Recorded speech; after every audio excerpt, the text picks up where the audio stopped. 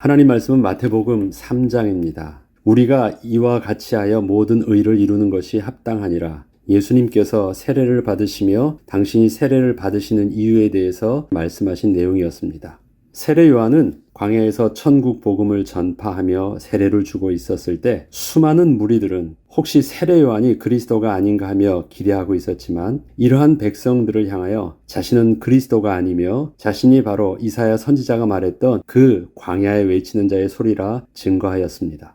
주의 길을 예비하는 자라는 것이었습니다. 그리고 세례 요한이 회개하라 천국이 가까이 왔느니라 라고 복음을 전하자 수많은 무리들이 나와 자신들의 죄를 고백하고 세례를 받았던 것이었습니다. 그런데 이때에 회개와 상관없이 단지 신분과 자격만을 얻기 위하여 세례를 받으러 자기에게 다가오던 바리새인들과 서기관들은 세례 요한에게 독사의 자식들 즉 마귀의 자녀들이라고 심하게 질책을 받으며 단지 세례를 받으려 하지만 말고 회개에 합당한 열매를 맺으라는 말을 듣기도 했습니다. 세례 요한은 세례를 줄 때 자신의 세례는 자기 뒤에 오실 그리스도의 세례와는 비교할 수 없는 것임을 아주 분명히 하였습니다. 마태복음 3장 11절로 12절에는 나는 너희로 회개하게 하기 위하여 물로 세례를 베풀거니와 내 뒤에 오시는 이는 나보다 능력이 많으시니 나는 그의 신을 들기도 감당하지 못하겠노라. 그는 성령과 불로 너희에게 세례를 베푸실 것이요 손에 키를 들고 자기의 타작마당을 정하게 하사 알곡은 모아 곡간에 들이고 쭉정이는 꺼지지 않는 불에 태우시리라.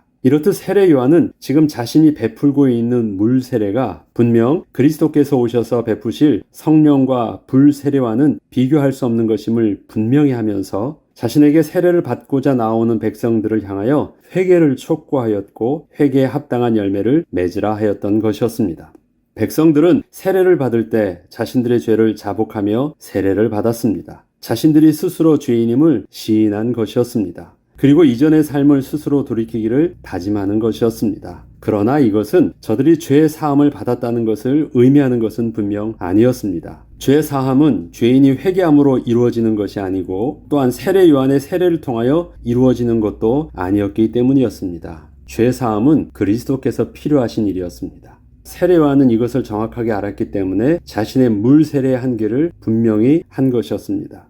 세례 요한은 그리스도께서 오셔서 성령과 불로 세례를 주실 때 비로소 온전케 될 수 있음을 그래서 증거하였던 것이었습니다. 이렇듯 세례 요한의 세례를 통하여 백성들은 자신이 죄인임을 스스로 고백하며 그리스도를 맞을 준비를 할 수 있었습니다. 그런데 이렇게 세례를 주고 있을 때 예수께서 세례 요한에게 다가오신 것이 오늘 본문인 것입니다. 세례 요한은 예수께서 그리스도이심을 알고 있었기에 즉시로 이렇게 고백을 할 수밖에 없었습니다. 13절 14절에는 이때 예수께서 갈릴리로부터 요단강에 이르러 요한에게 세례를 받으려 하시니 요한이 말려 이르되 내가 당신에게 세례를 받아야 할 터인데 당신이 내게로 오시나이까?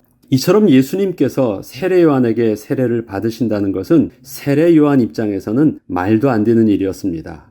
그렇지만 예수님께서는 그 이유에 대하여 이렇게 말씀하셨던 것이었습니다. 15절 예수께서 대답하여 이르시되 이제 허락하라 우리가 이와 같이 하여 모든 의를 이루는 것이 합당하니라 하시니 이에 요한이 허락하는지라. 세례 요한의 입장과 이유로 볼 때는 그것은 문제가 되는 일이었지만 예수님께서는 다른 관점과 다른 이유 때문에 세례는 분명 받으셔야 된다는 것이었습니다. 예수님께서는 자신의 직분과 권위를 들어서 세례 주기를 거부하고 있던 세례 요한에게 당신이 세례를 받는 것은 분명 의를 이루는 합당한 일이라고 설명하셨습니다.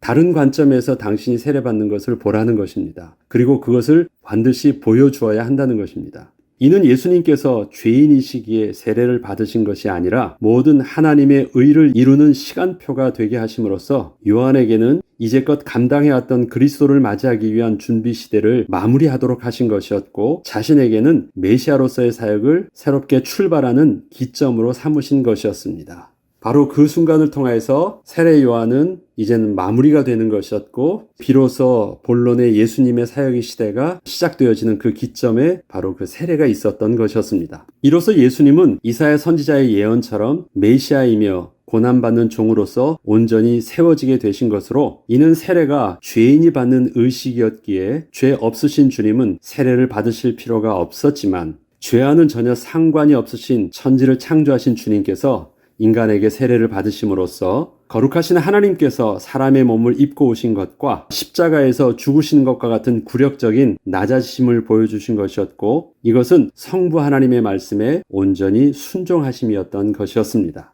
예수께서는 이 땅에 하나님이 보내신 그리스도로서 하나님의 말씀에 순종하여 세상 죄를 대신하여 십자가를 지고 죽으심으로써 인간의 죄를 짊어지실 뿐 아니라 아담 이래로 인간이 실패한 하나님의 의를 이루는 것이 바로 둘째 아담으로서 당신께서 성육신하신 또 하나의 목적임을 명확하게 증거하여 주신 것이었습니다. 예수님께서는 삶 전체를 순종하사 율법의 의를 이루심으로 믿는 자들에게 하나님의 의를 주시는 분이 되셨고, 또한 세례를 받으심으로써 죄인과 동일시되어 주심으로 온전한 둘째 아담이 되셨던 것이었습니다. 이러한 주님의 사역을 성삼위 하나님께서 친히 확증하여 주신 것이 오늘의 본문의 마지막 내용이 되었습니다. 16절 17절에 보면 예수께서 세례를 받으시고 곧 물에서 올라오실새 하늘이 열리고 하나님의 성령이 비둘기같이 내려 자기 위에 임하심을 보시더니 하늘로부터 소리가 있어 말씀하시되 이는 내 사랑하는 아들이요 내 기뻐하는 자라 하시니라. 이처럼 주님께서 세례를 받으시던 때에 당시 그곳에 있던 모든 사람들이 경험하게 되었던 성삼위 하나님께서 함께 하셨던 일들은 성경의 기록에서 보면 아주 특별한 일이 일어난 것이었습니다. 성부 하나님이 나타나신 적도 있고 성자 예수님이 나타나신 적도 있습니다. 그러나 성삼위 하나님께서 동시에 나타나셔서 이렇게 증거하신 경우는 아주 드문 경우였습니다. 성자 예수 그리스도께서는 요한에게 세례를 받으시고 있었고, 이때 하늘이 열리면서 성령님께서 비둘기같이 예수께 임하셨으며, 성부 하나님께서는 하늘로서 이는 내 사랑하는 아들이요 기뻐하는 자라고 그 말씀으로 드러내 보여주셨던 것이었습니다. 이것은 그동안 율법이 시내산에서 선포되었던 이래로 하늘에서 하나님께서 직접 말씀하신 경우는 없었는데, 죄 없으신 주님께서 하나님 아버지의 뜻을 따라 온전히 순종하셔서 세례를 받으심으로 하나님을 영화롭게 하고 죄인을 구원하시려는 성삼위 하나님의 뜻을 이루시게 되었을 때 성삼위 하나님께서 함께 영광을 받으신 것이었습니다. 성삼위 하나님께서 친히 나타나셨던 본문을 우리는 어디서 볼 수 있냐면 창세기 1장에 하나님께서 천지를 창조하실 때 우리라는 표현을 통해서 성삼위 하나님께서 함께 하신 것을 처음에 나타내고 있습니다. 예수께서 이 땅에 오셔서 순종을 통해서 그리스도의 사역을 온전히 감당하실 그때 바로 본래 인간을 창조하셨던 하나님의 창조의 축복을 회복하는 그 시간표가 되었던 것입니다.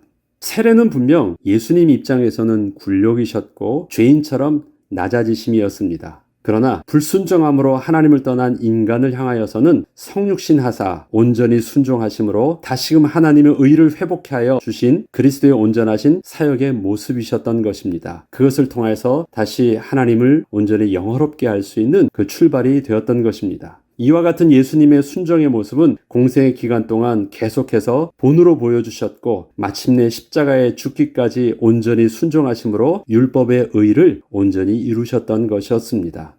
예수님께서 이 땅에 오셔서 그리스도의 사역으로서 온전한 모습은 순종의 모습이셨습니다. 그분이 기적을 베푸신 것도 어떠한 가르침을 베푸신 것도 그리스도의 사역이 아니라 진짜 그리스도의 온전한 사역의 모습은 그가 아들이시면서도 순종하심으로 온전한 하나님의 의를 이루어 주셨고, 그를 통해서 우리의 죄를 온전히 사하실 수 있는 그리스도가 될 수 있으셨던 것입니다. 앞서 말씀드렸듯이 회개는 우리가 그냥 잘못했습니다, 죄를 자복하고 시인하면 되는 것이 아닙니다. 그건 우리의 양심의 고백은 될 수 있습니다. 그러나 그것을 통해서 죄 사함은 받을 수 없는 것입니다. 고백하는 것과 죄 사함은 다른 것입니다.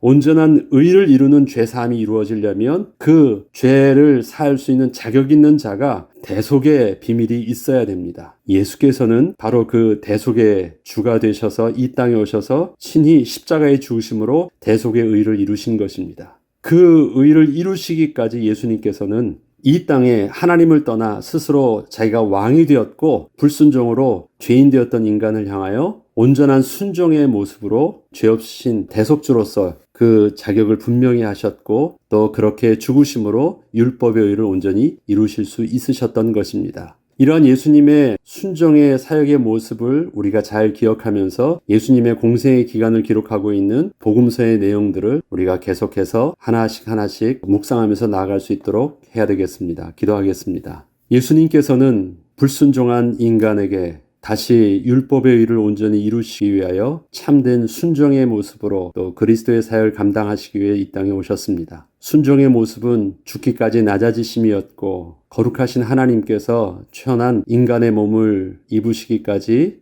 낮아지심이었습니다. 그러한 주님을 통해서 우리가 구원을 얻었습니다. 또 우리를 통해서 예수님의 모습을 본받아 이 땅에 그리스도의 제자로 살기를 우리에게 명하셨습니다. 하나님, 복음서를 우리가 묵상하면서 순종의 모습으로 오셨던 예수님을 우리가 잘 본받아 또 우리가 그리스도의 제자로 온전히 변화받는 시간이 되도록 이끌어 주시옵소서. 감사드리며 우리 주 예수 그리스도의 이름으로 기도합니다. 아멘.